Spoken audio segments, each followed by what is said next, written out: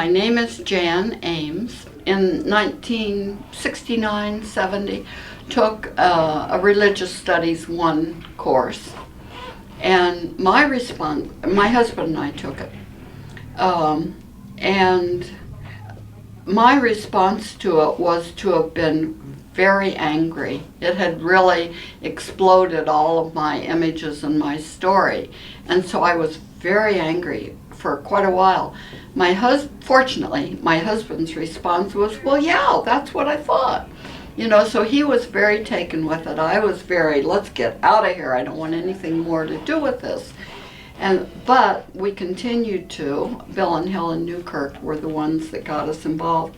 And I continued to struggle with it, and we helped facilitate courses and this, that, and the other. And one time I came to the west side and I went down into the kitchen. I can't remember exactly what was going on, but they were getting food for some group of people, and it just struck me, yeah, this is what I thought Jesus was talking about. You know, it was like, yes, these people are living the story of that I knew. And so another fun story of mine is that then in 1971, the summer program, I came to the summer program. We had 3 young daughters and sent them to their grandparents, and Bud was working at his job, and I came to the summer program. I came from Columbia, Missouri, and on the bus. And then when I got to the bus station, I was taking a taxi. So I get this taxi to go to 3444 West Congress. And I say to the taxi driver, whose skin was the same color as mine, I said to him, he says, where do you want to go? I said, I want to go to 3444 West Congress Parkway.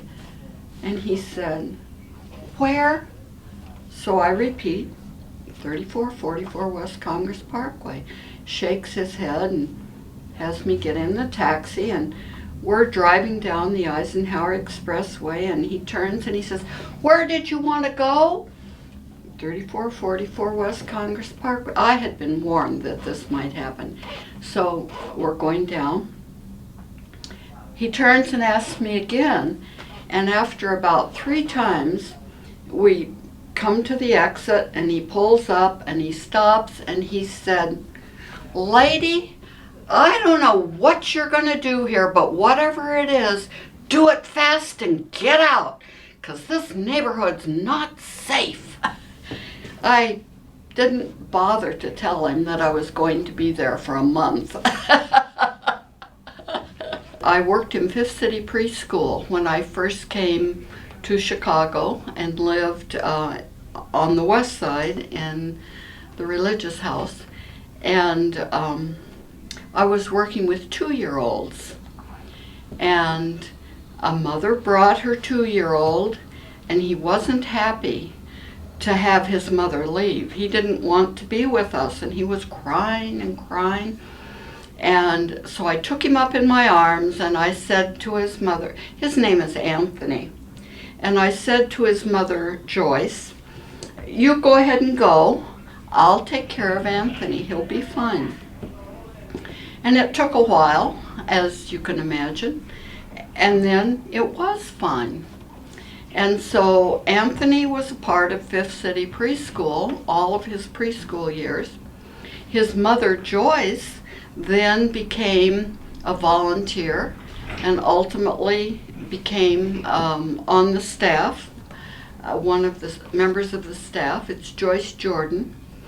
And so some years later, in fact it would have been many years later, the preschool was getting a new fence around the playground. And everything was ready. The poles had been put in place. The fencing had been laid out.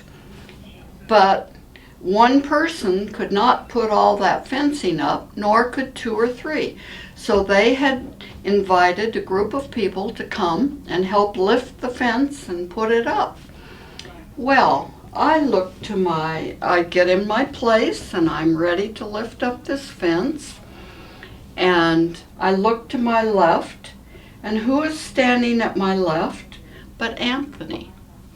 This young man, grown, finished school, out in the world, handsome young man that cried as a 2-year-old when he was brought to Fifth City Preschool.